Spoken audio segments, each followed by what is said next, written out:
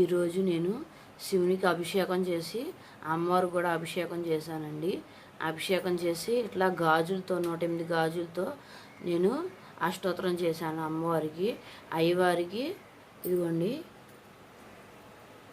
మారేడు దళాలతో అష్టోత్తరం 108 అష్టోత్తరం చేసుకున్నానండి.